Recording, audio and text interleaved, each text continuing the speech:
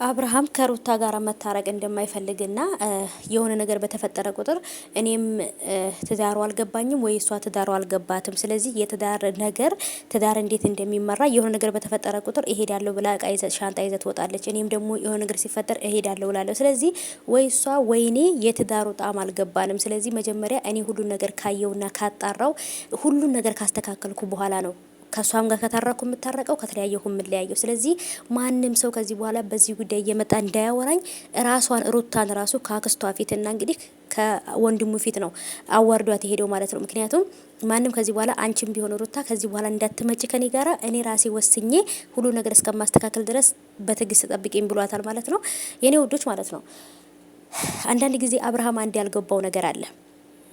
ትዳር ማለት እንደ ሩታ ያለች ታጋሽ በጣም አስተዋይ ሩታ ኮ አልፈልግም እሄዳለሁ እያለች እኮ እቃ ሻንጣ እየያዘች የምትወጣው ነገሩ ሲብስባት እያየች እንዳላየች ሆና በላይዋ ላይ ሴት እየደረበባት ውጭ እየወጣ እያመሸ ትዳሩ ከትዳርነት አልፎ ወደ ሌላ ታሪክ ውስጥ ሲቀየርባት ነው ሩታ በቃ ማትፈልገኝ ከሆነ ቤተሰቦች ጋር ሄጄ እረፍት ማድረግ እፈልጋለሁ፣ ነገሮች እየባሱብኝ ነው፣ እየተጫነኝ ነው፣ ነገሩ እየበዛብኝ ነው ብላ ስለምታስብ እረፍት ለማድረግ ነው ከቤት መውጣት የምትፈልገው።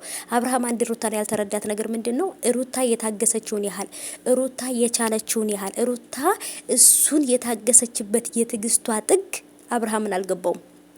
ለምን ሄርሜላ ጋር ሆኖ እንኳ ራሱ ማለት ነው ባሏን ለመመለስ ትዳሯን ለማዳን የልጇን አባት ወደ ራሷ ለመመለስ አይታ እንዳላየች ሰምታ እንዳልሰማች ምንም ነገር ተፈጥሮ እንኳን ሰው እንኳን ነግሯት እንኳን ሰምታ እንኳን ተስፋ አልቆረጠችበትም። ምክንያቱም ባሌ ነው ይመለሳል፣ በሰዎች ተታሎ ይሆናል ወይ ደግሞ ድንገት ሳያስበው እሷ ላይ ፍቅር ይዞት ሊሆን ይችላል ወይ በሆነ ነገር ተታሎ ነው ብላ ነበር የምታስበው።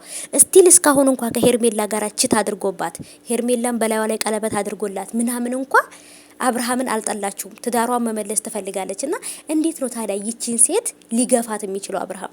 አንዳንድ ጊዜ አወዳደቃችን እናሳምርልን ወይ አሟሟታችን እናሳምርልን ይባላል እና የማታ አወዳደቃችን ካላማረ በጣም ከባድ ነው። የአብርሃምም አወዳደቅ ደግሞ ወዴት ሊሄድ እንደሚችል አላቅም። ሄርሜላም ደግሞ በሩታ ላይ ባደረገችው ነገር በራሷ ትዳር ላይ አብርሃምም ጋር ሆነች ከሌላም ሰው ጋር ሆነች በትዳሯ ላይ ታይዋለች ማለት ነው። ምክንያቱም በሰራችሁት ልክ ነው የሚከፈላችሁ እንጂ ጥሩ ካልሰራችሁ ጥሩ ነገር እንትን አይላችሁም። እና በጣም ከባድ ውሳኔ ነው አሁን ላይ እየወሰኑ ያሉት።